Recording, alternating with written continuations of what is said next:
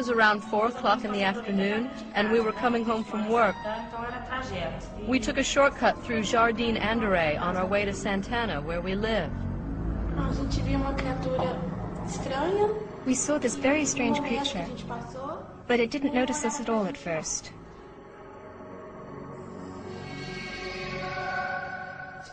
It was brown, and its skin looked very soft. The sun was shining on it, and it looked like the outside of a heart. The eyes were big, round, and red, and there were 3 horns on its head, and visible veins on its arms. And all of a sudden, it just moved its neck like this and faced the girls.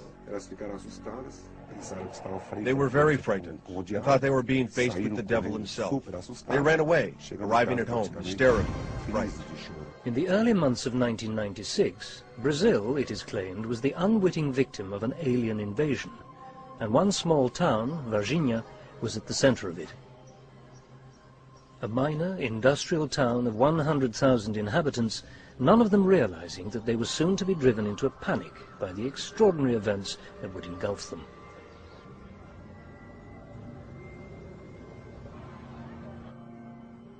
About 2 a.m. in the morning of the January 20th, some satellites from the United States detected an object entering Earth's atmosphere.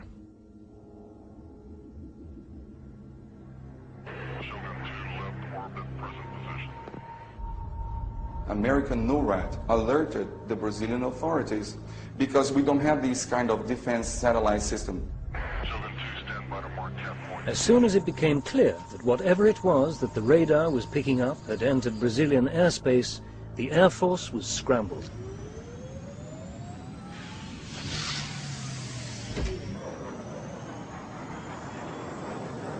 As soon as they got above Brazil in our atmosphere, our defense system captured the images. We call those little points in the radar, we call them plots.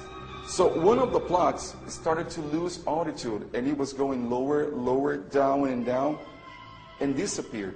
While this object was falling down, it was observed by a few witnesses. It was very strange because some of them could describe an object like a cigar-shaped format. It was around 1 o'clock in the morning, and we saw an object flying over with a lot of smoke coming from it. So I called my husband over, and we both looked at it. I started to ask, what was this? It was some kind of submarine flying over. It was long, and on its rear it seemed like there were bits flying behind it, like when you tie ribbons to a fan. It was the size of a minibus, with lots of smoke. I have never seen anything like it in my life. 2 conclusions: something landed or something crashed. So they got the coordinates, latitude and longitude, and looked for the nearest military facility, and it was the Army school here, which happens to be only 20 miles away from Virginia. The Army school was alerted by the Air Force that an unidentified craft had crashed.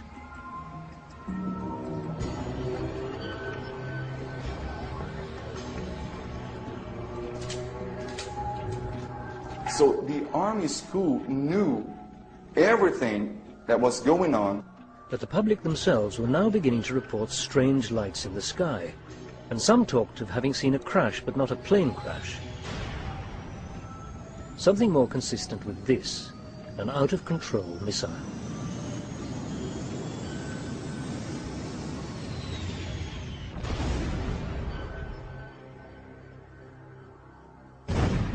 These public reports had now put the fire brigade on red alert. They went to where the reports of the crash had come from, but they had a surprise waiting for them.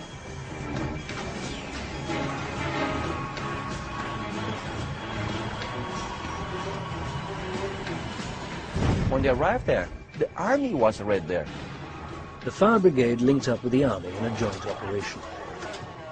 No crashed craft was found in this operation, but what they did find, according to reports, was even more amazing. The creatures probably abandoned the place in order not to be captured, probably waiting for rescue, but the rescue never came.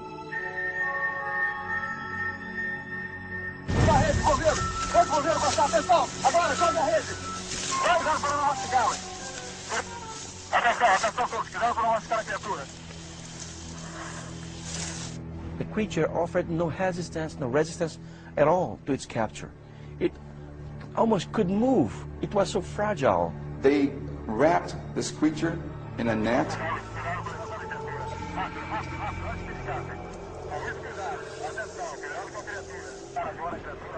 And put inside this 1 by 1 square meters wood box and gave it straight to the militaries who went there to pick it up.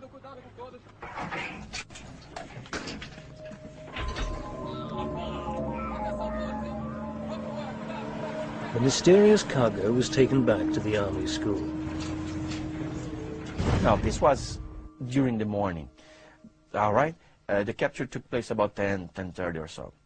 At that same afternoon, not knowing anything about this, these three girls were working in a house. They were cleaning the house. And when they finished their work, they were returning home.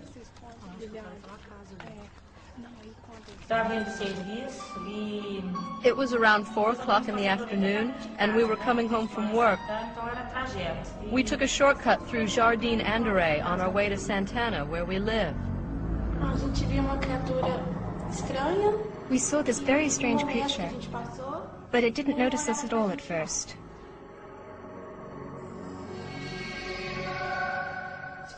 It was brown, and its skin looked very soft.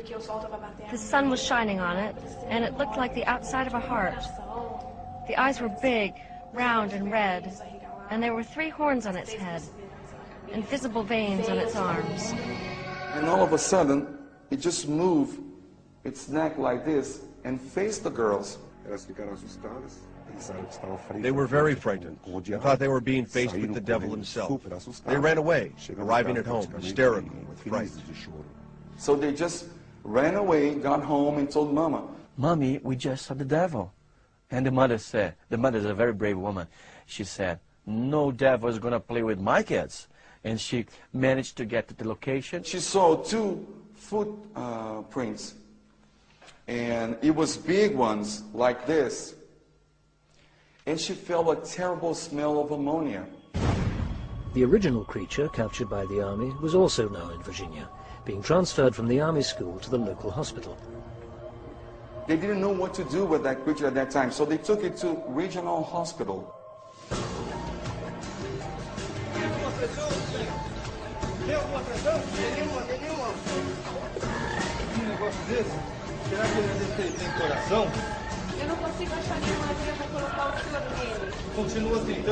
I ask you, our authorities, wouldn't they be smart enough to realize that it would attract so much attention from everybody? Because they took a creature not from this planet to a hospital, which is the main hospital in the whole region. Everybody will see it, as a few doctors saw, as a few nurses saw, a few patients saw. They have to isolate a whole branch of the hospital to put the creature in. According to witness testimonies, doctors were unable to do anything for the creature, and so it had to be moved again. But when they realized that the creature couldn't stay there, they had to move the creature in a military operation. So everybody's on the street. It's a Saturday night. Plenty of heat, because of the summer. Lots of people saw the military operation conducting the creature from this hospital to another hospital, which is more discreet because that one is a public hospital.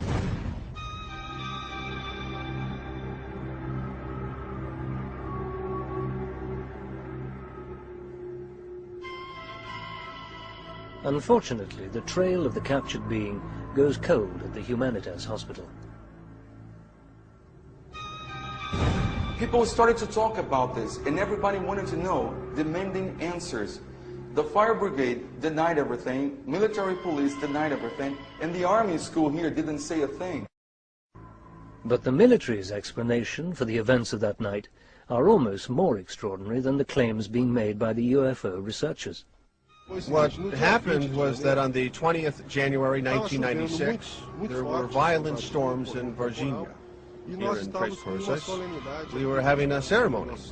We also had to send some truck for maintenance while they were still under guarantee. So we sent 2 trucks into Varginha for this to happen. To further complicate the story, there were more coincidences relating to the events. At the hospital in Varginha, there was an expectant dwarf couple, which coincided with Eza taking the creature in a truck to the hospital in Varginha.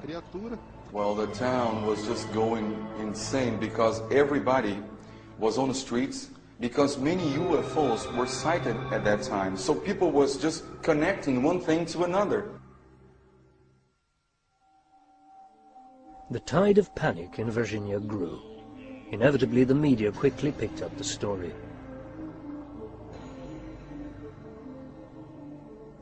The press got involved in the first day.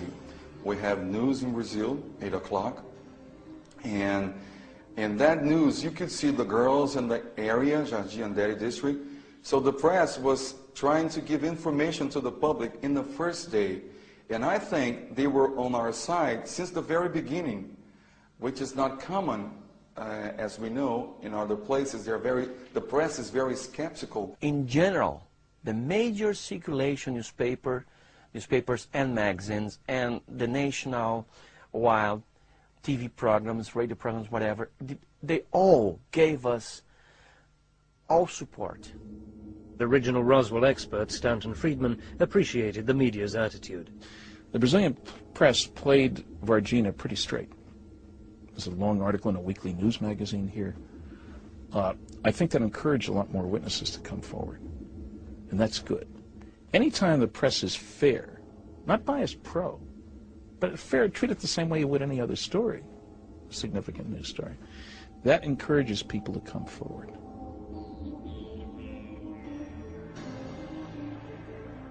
It didn't take the authorities long to clamp down on the favorable press coverage. The military held their own press conference.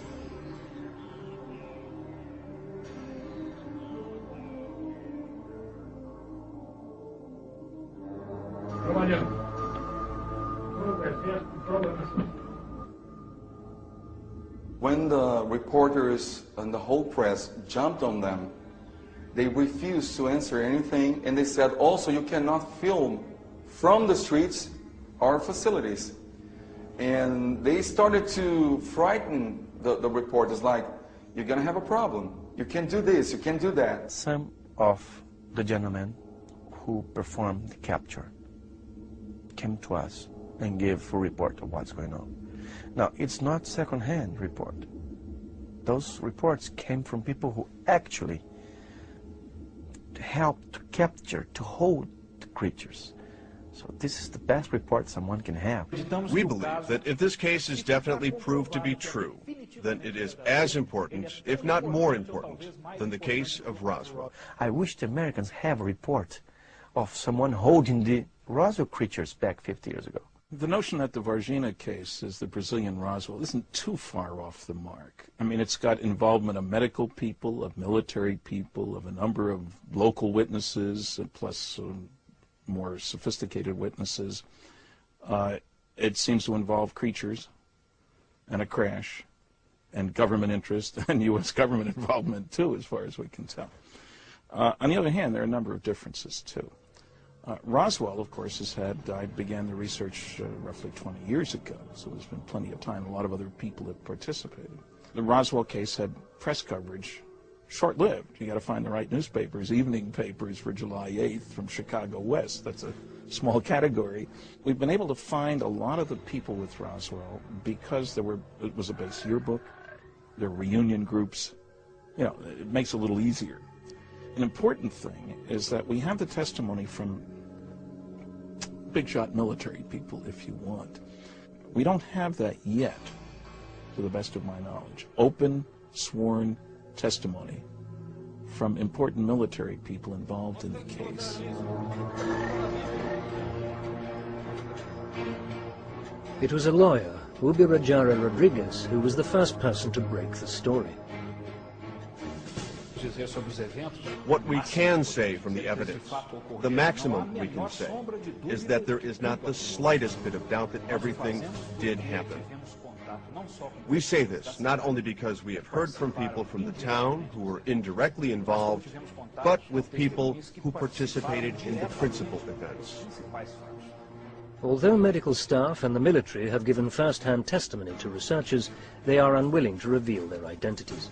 Espero que você entenda. Se você mencionar meu nome, eu serei apagado do mapa. One of the soldiers was carrying a sack where, as far as I could make out, something was moving inside.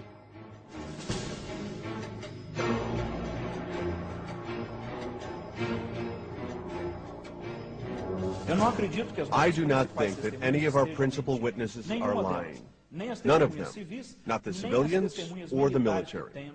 The statements are concrete, and I believe in the sincerity of all of them. Well, it was very hard for me to get all this military personnel to give me information, but I got it, and I'm not talking about only soldiers, I'm talking about high-ranking people.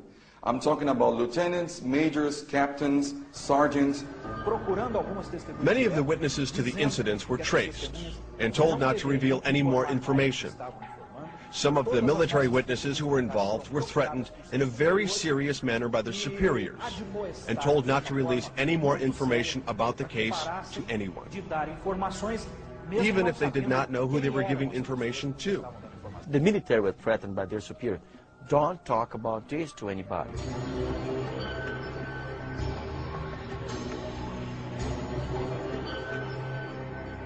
But they all told me the same thing, the characteristics, the whole operation, time, who was involved, who was coordinating, what kind of equipment was used. So they all confirmed everything. One nurse who has been working for the same institution, for the same hospital for over 20 years, was threatened. The principal called her and said, hey, you're not supposed to talk about this to anybody, because if you do, you better start looking for another job.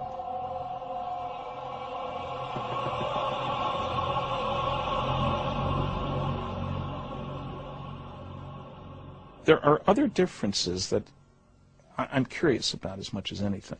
The description of the bodies connected with the Varginha case makes it sound much more like they were cargo than crew. They seem to be woozy, they didn't have any clothes, the little horns, the color of the skin and stuff. Their reactions did not imply particularly high intelligence. Now, who knows, maybe this was a crew from a different place, and we don't know what their mental capabilities were or something like that. But you just don't get the feeling, looking at the drawings that have been made, the testimony of the witnesses, that we're dealing with particularly sophisticated aliens here. And I can imagine a cargo craft that ran into some kind of a problem, pilot error is common apparently, in which these guys were set loose and weren't really the operators of the craft. Now with Roswell, I don't have that indication. The bodies seem to be directly connected with the craft, one-piece spacesuits. I'm not saying being nude means anything particularly here, but just a different level of sophistication. I'd also like to know something we didn't have any capability of doing back in '47, observations of things crashing from the sky, that is, spy satellites. There's an awful lot of sophisticated equipment up there, looking for re-entry of an American satellite, of a Russian satellite, or a flying saucer. So, did we know it was coming down? Was word sent to the Brazilian Air Force? What's the involvement of the American government? Brazilians don't have a lot of spy satellites up there, but the American and Russian governments do. So, there's a larger picture here. I don't know of any previous cases where beings like this were seen before. Maybe this is a new step in what's going on. I don't know. So there are a lot of puzzles here. 3 months later, just when everyone was starting to calm down, alien beings, it seemed, returned once more to Virginia. A local woman claimed that she saw a creature fitting the same description given back in January by the 3 girls. This incident occurred while she was attending a party at the local zoo. I went outside to have a cigarette onto the balcony, and I saw something really ugly. It was dark brown and had big, bulging red eyes. It was really ugly. I'm sure it wasn't an animal.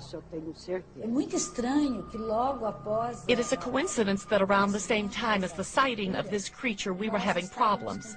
And there were actually some animals that had died since February.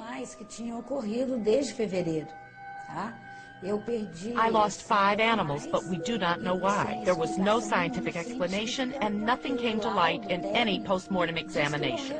This is very strange. I have been director at this zoo for 7 years, and there has never been anything like this. So what is the legacy of this succession of extraordinary and still unexplained events? I think we're just having the biggest opportunity to prove that the mankind had some contact with alien creatures. The Roswell incident is a very important one, but it happened 50 years ago.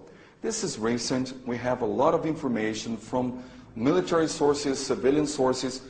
I mean fresh information. I've made many videos with military witnesses and civilian witnesses. It's really frustrating to have them in my possession and not being able to show it to the public, to the colleagues and all the UFO community. It's quite convincing because it's almost impossible for them to be telling me all that information if they were not really involved in the whole situation. It's just unbelievably undeniable. Undeniable. Now, it doesn't matter what the military say, they are hiding. They are hiding. They do have captured aliens in Brazil alive. One of the good things about the Varginha case is that presumably almost all the witnesses are still alive and will be for some time. I didn't start serious investigation, the serious investigation of Roswell, until 1978, 31 years after it happened.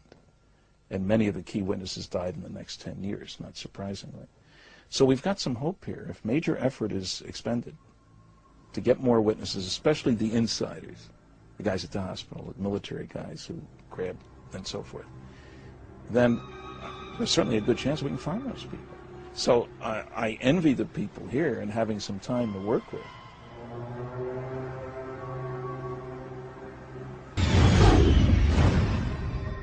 I was brought out to the site and given briefings and finally shown what I was going to be working on. This is the story of a man who doesn't exist. And I felt it was really worthwhile to tell somebody. And of a place which also doesn't exist. It's a story of conspiracy, cover-ups, fear and secrecy. They threatened to kill my wife. Hidden in the heart of the American desert. They said they'd stop at nothing. Guarded by a force who will shoot any intruder just to prove this place does not exist. They were crazy. They really were. They were completely out of control. 70 miles outside Las Vegas in the Nevada desert, there's an area the size of Switzerland that no one claims to know anything about. Since the end of World War II, this barren landscape has hidden a mystery. Some call it Groom Lake, others Dreamland, but most know it best as Area 51. It is the US military's most closely guarded secret. Area 51 to this day is not acknowledged. That is to say, the Air Force does not admit that it exists. In the absence of facts, myths have taken root and spread. Some say flying saucers are being tested here, and not only that, but these saucers are not of human invention, but a joint project between the military and an intelligence from beyond Earth. A crazy idea is the usual response, but it is generally agreed that there is something going on there, a secret which the military will go to extraordinary lengths to protect. The test-based that's called Area 51 out at Groom Lake in Nevada dates back to the mid-1950s when the Central Intelligence Agency and Lockheed needed a flight test base for the U-2 spy plane. At that time in particular, out in Nevada, there's tens of thousands of square miles of nothing. That was before Las Vegas became a big city and stuff. So you want an area that you can keep people out of, and this is before satellites, so that there's no way anybody can find out what you're doing. In recent years, Area 51 has become a magnet for the curious. They gather here at the little Ailey Inn in the town of Rachel to swap saucer stories, pick up an ET souvenir, or trade conspiracy theories. And some visitors never find their way home, enthusiastic amateurs snared by the legends that surround the place. Well, the majority of the activities are routine, day-to-day research and development of new spy-type aircraft, stealth-type aircraft. But there is a section which is located a little bit south of the Groom Lake facility itself, where they apparently have, for lack of a better name, alien technology. Strange dancing lights are a common sight above Area 51. One might hope to see a distant display as often as once a week. But amateurs aren't the only ones drawn to the area. Bob Exler, a former NASA scientist, has immersed himself in the subject. This is an area that has been known but officially denied for many decades.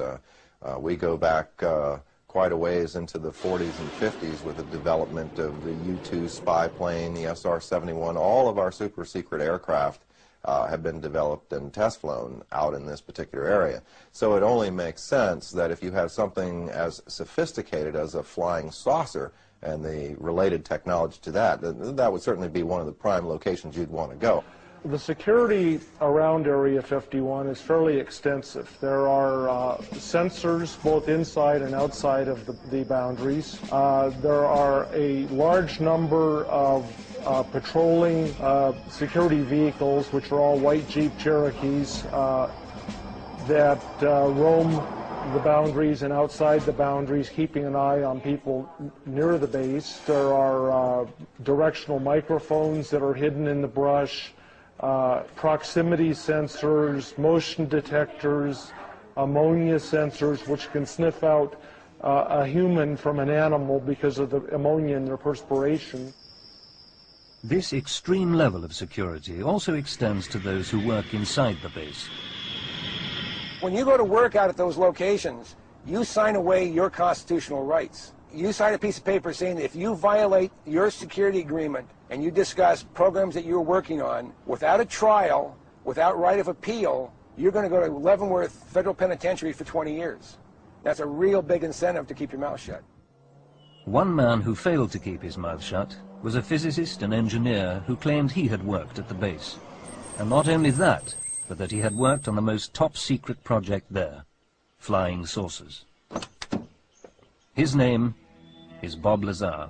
An unconventional man with a past shrouded in shadows, he claims never to have made any money from his story.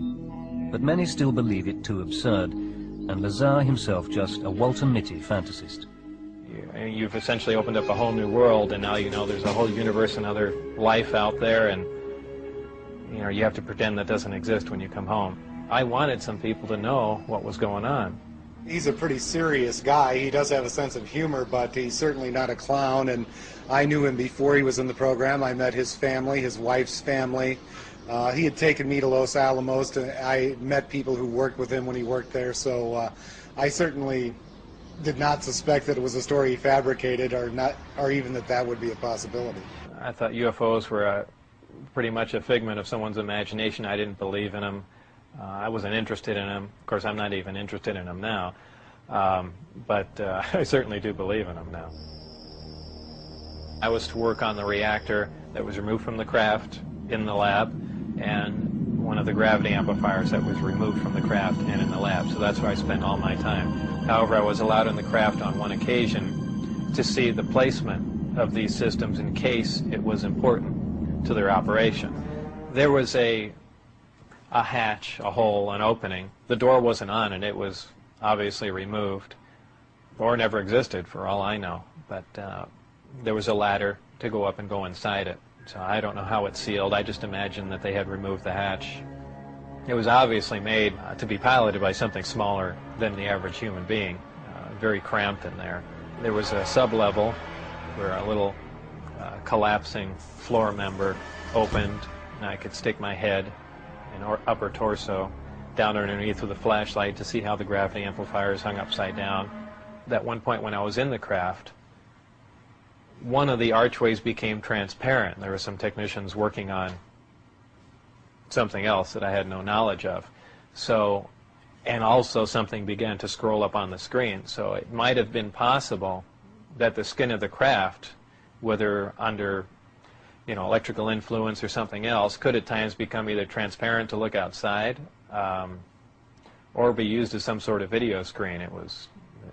That was pretty amazing. When I went outside and looked at it, it looked as if it was just a plain piece of metal again. There were 3 seats, 3 amplifiers that looked like boxes. You could call them consoles, but there were no instrumentation buttons or anything on them. To complicate things further, there was no wiring anywhere. The seats were very small. I'd say about 1/3 to 1/4 the size of a normal human seat.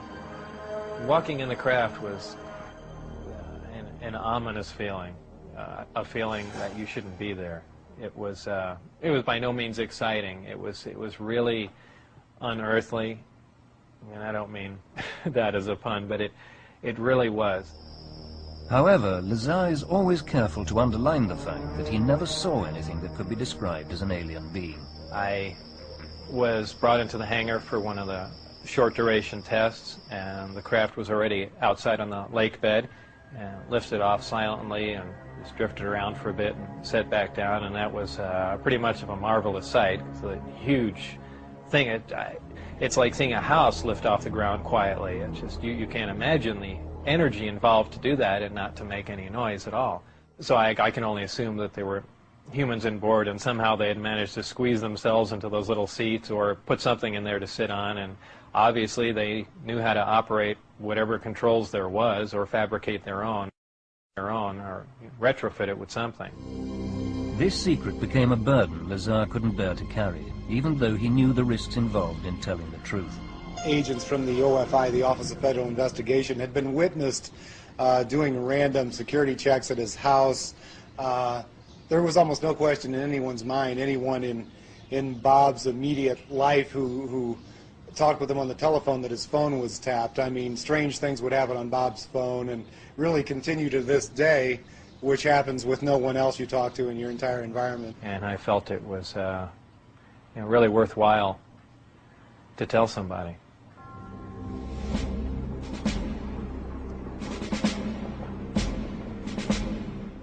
So Lazar arranged a nighttime excursion for himself and some close friends. I believe it was 8 or 9 o'clock on a Wednesday night, somewhere in March, '89, I believe. We went out with Gene Huff, my ex-wife, and John Lear. At that time, there were no signs up. Really, no one knew what was going on. There was no alien. There was a little Rachel Bar and Grill up there, but you could drive in a lot further than you could now. There was really no security patrols going on. No one had even bothered the area. So we did get in pretty far and get some good looks at what was going on. There was an elliptically shaped light that came up and did step moves in the sky and danced around, and essentially looked like you'd see a flying saucer portrayed in the movies. Darting from one side of the sky to the other, doing some impossible flight characteristics. It looks like an explosion that starts to explode and stops and doesn't explode and dissipate. That's how bright the light is. Your brain interprets it as an explosion about to happen. I believe we saw some other chase helicopters or some other craft come up, follow it around, and it set back down. Considering the fact that Bob predicted when the test would be, he had described what the motion would be before we went there.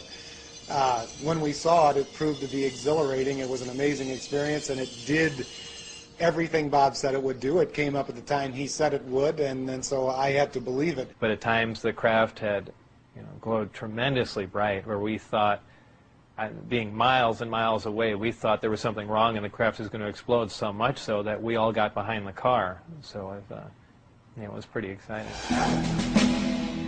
They made 3 visits in all. On the 3rd, the inevitable happened. They were caught.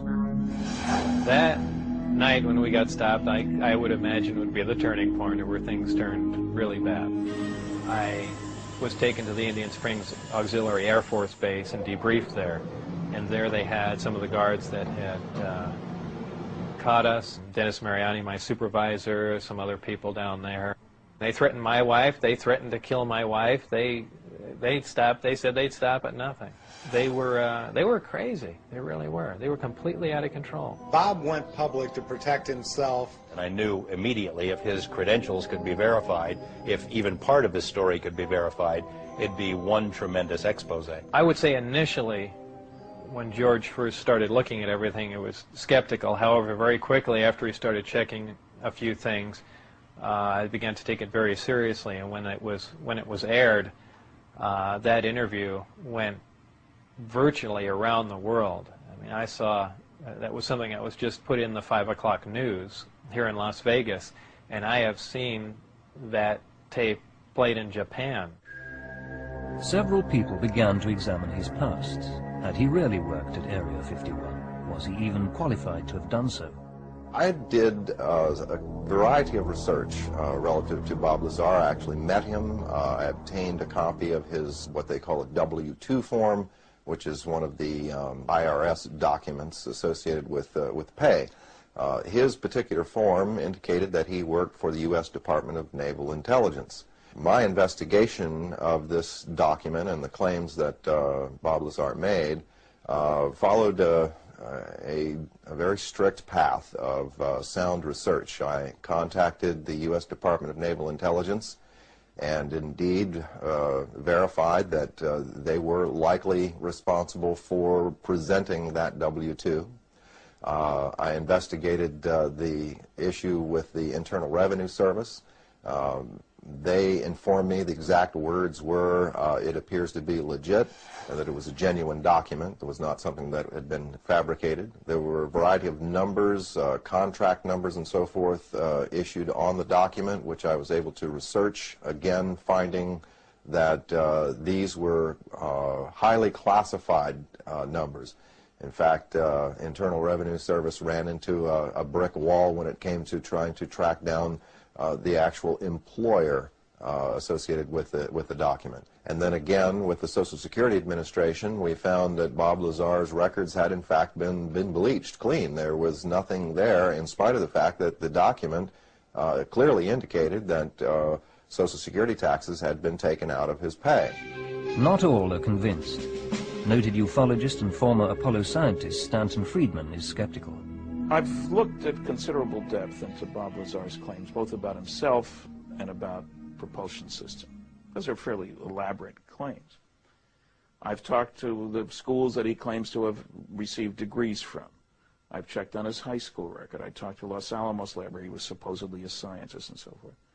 I have come up totally empty, except for finding that he did attend some classes at Pierce Junior College in Southern California in the late 70s. I probably would never have taken on the task of investigating Bob Lazar's W-2 form had it not been for the fact that he passed a seriously applied polygraph examination. And the thing that is interesting about polygraph is that if you're embellishing or if you don't completely believe what you're saying, it is very, very easy to detect.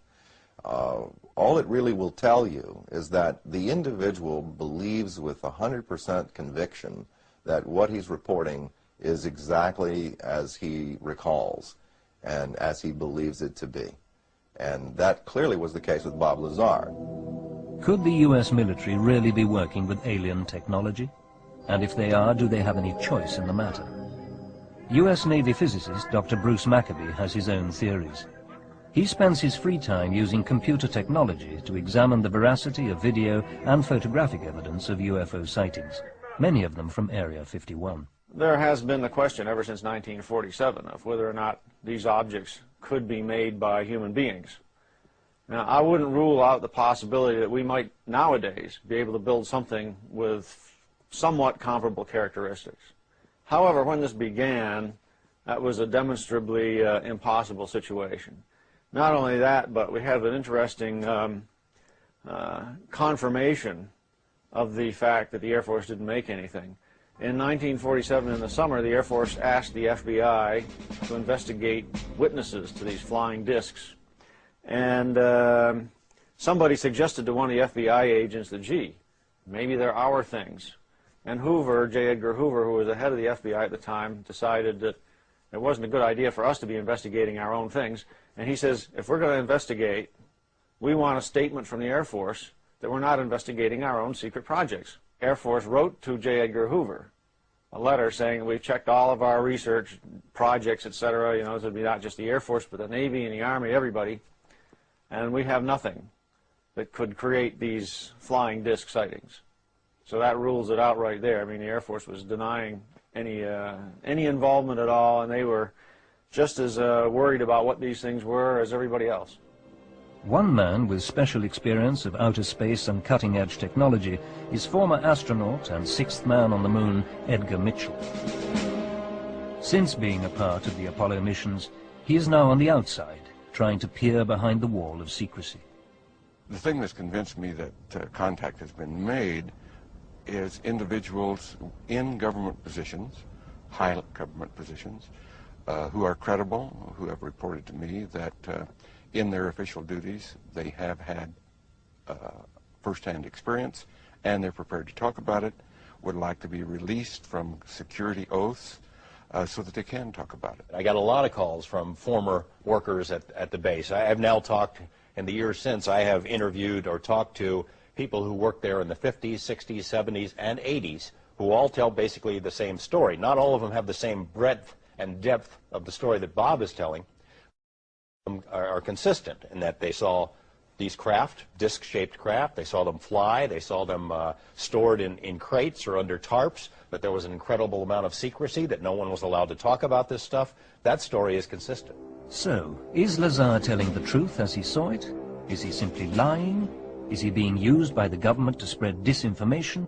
Or is he an unwitting spokesman for that same government and preparing us for something even larger? He's a bright guy who tells a great tale and who's told it often to people who have not checked on him, who accept the notion that, well, the government wiped his slate clean. I'm the one that couldn't find any records or any, I mean, I'm the one that brought that up, because I was the first one to run into that. Initially, I couldn't get a hold of my birth certificate either, and that was one of the things that concerned me, is they might be trying to make me essentially a non-person.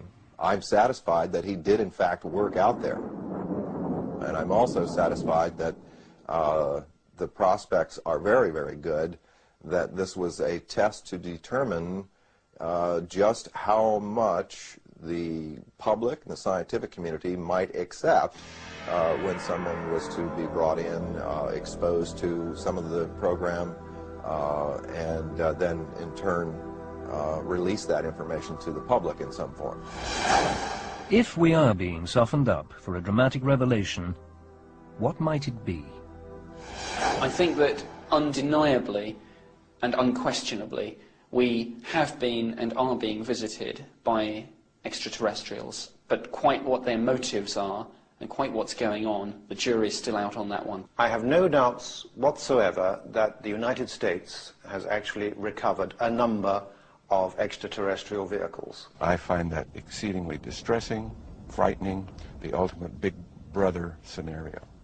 Because if this technology is real at all, it's a very, very powerful technology and should be in the public domain, not in a private domain. I felt very privileged to be part of what was going on, but the atmosphere was very oppressive.